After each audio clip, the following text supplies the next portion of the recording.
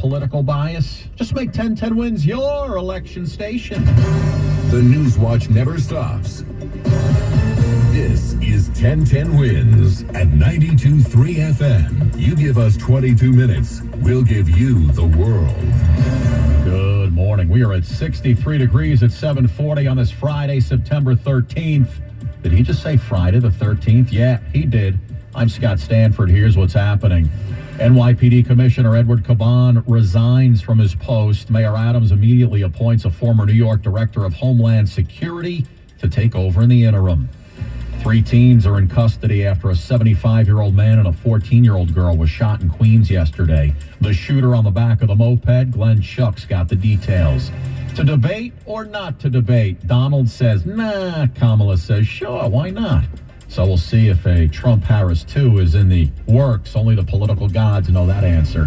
MTA trying to come up with another plan to fill a $15 billion hole in their budget. That's after they thought congestion pricing would kick in back in June. So what's the plan, Stan? Mac Rosenberg checks in with the very latest. And I believe it was the great philosopher Akon who said, don't be shy, girl, go bonanza.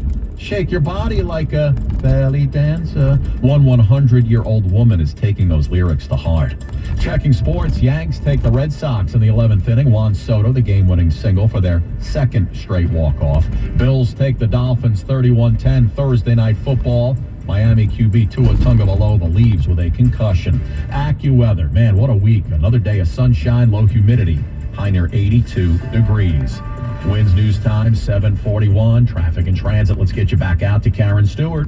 What concerns us in Brooklyn is the Bell Parkway, eastbound to be exact, at 4th Avenue by the bridge. We've got an accident investigation there.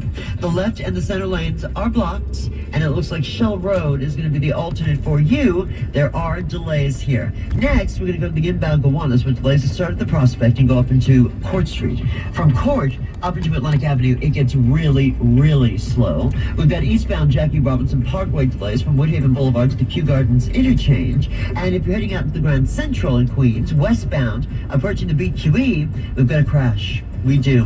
One lane is blocked. There are slowdowns there as well. Here's what you need to know about the bridges and tunnels. 40 into the George. It's only 15 from the Palisades approach. The Lincoln and Holland inbound have 25 to 30-minute delays. In Jersey, westbound 280. West of Exit 12 for the Garden State in East Orange. There's a crash. They're still getting cleared. The right lane is still closed. And we've got a multi-car crash. This is brand new in the northern suburbs on eastbound Cross County at the Hutch. It's blocking 2 lanes. Police and fire department are all on the scene. We've gotten calls into the 1010 Winds traffic tip line about that one. And on Long Island's Big 3, the westbound Delhi East Service Road at Route 110, exit 49. We've got a crash. We've got 1 lane blocked there. Our next report's in less than 10. I'm Karen Stewart, 1010 Winds on 92.3 FM. Well, this was coming for a few days now, but the city's police commissioner has stepped down, and the mayor immediately announcing his acting successor. In a letter to police personnel, Edward Caban said the department deserved someone who could solely focus on the safety of New Yorkers. He was stepping down. He concluded that this is the best decision at this time. Mayor Adams accepted the resignation while also putting forward an interim police commissioner, someone who was not from the NYPD. Tom Donlan's career with the FBI focused on intelligence and counterterrorism. And worked as the cold case agent investigating the 1993 Twin Towers bombing. He also headed New York State's Office of Homeland Security. Donlan says he will lead the department with transparency and integrity. Juliet Papa, 1010 Winds on 92.3 FM. As for the mayor's pick of Tom Donlan as the interim police commissioner, political analyst Hank Scheinkoff says Donlan is well qualified and positioned to take the interim title off, and the guy could really be a benefit to the NYPD. He picked an interim chief or a long-term commissioner who frankly has extraordinarily high levels of terrorism and counterterrorism experience.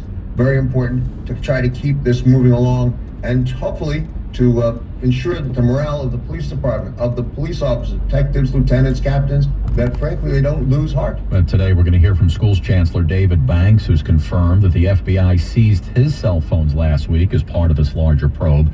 No word yet on what the school's chancellor plans to say, but he's got a 10:30 press conference, and 1010 Winds will indeed be there. Winds News Time, 7:44. A 75-year-old man and a 14-year-old girl both shot yesterday afternoon in Queens by 2 suspects riding together on a moped. 3 teens were taken into custody immediately after this drive-by shooting, and the NYPD telling us that 2 of them were on a moped in the drive-by. 75-year-old man on a bike was shot in the jaw. The teen girl hit in the thigh. They're both in stable condition this morning. This was 4:30 Thursday afternoon, indeed broad daylight, rattling this neighbor on Weller Avenue in Rosedale. In broad daylight, in the middle of the day, I heard 4 to 5 shots feet away from my home. So I'm absolutely upset, and this is unacceptable. She spoke with Channel 7 Eyewitness News. So what does the NYPD know? The elderly man was definitely not the target. The girl is unclear, though. She was standing with a boy in the driveway when she was hit. Could she have been the target or someone near her? That's what police are working on right now. Glenn Schuck, 1010 Wins, 92.3 FM. Well, 1 minute he was there, next he wasn't. 37-year-old Jose Lopez was in police custody yesterday at Lincoln Hospital in the Bronx, and somehow, just before noon, Lopez walked out of the building in a hospital gown. Police say Lopez was in custody after a hit and run with a moped and then leading cops on a wild chase through the Bronx last month. That chase ended when Lopez crashed his moped into another vehicle. He tried to run, but police caught him near East 150th Street. Lopez was sitting in a room on the hospital's 6th floor, and then he wasn't. He was gone. Police have surveillance video of Lopez and are asking anyone who may have information on his whereabouts to please call Crime Stoppers. Well, it's the old he doesn't want and she wants. The former president says no. The current vice president says, well, come on, let's go. First, it was in all caps with exclamation point social media posts saying there will be no debate. Then this at a rally in Tucson, Arizona. Because we've done 2 debates and because they were successful, there will be no 3rd debate. That includes the one with President Biden and the one with Vice President Harris, who was happy with her performance. 2 nights ago, Donald Trump and I had our first debate. She was at a rally in Charlotte, North Carolina. And I believe we owe it to the voters to have another debate. That's Michael Toscano reporting. Donald Trump campaigning today out west. Kamala Harris continues to focus on Pennsylvania, which is one of the biggest battleground states. Wins News Time 7:47 Friday morning. Right now we're at 63 degrees, sunny skies, another gorgeous day on the way. To the war now between Russia and Ukraine. During yesterday's Defense Department briefing, Major General Pat Ryder confirming they are witnessing activity from Russian troops that confirms Ukraine's reports that a counteroffensive may be underway. You know, what we have seen is Russian units beginning to try to conduct some type of counteroffensive in the Kursk region. At this stage, I would say that it's marginal, but something obviously that we're keeping an eye on. The New York Times says President Biden is poised to approve Ukraine's use of long-range Western weapons in Russia. This isn't great news.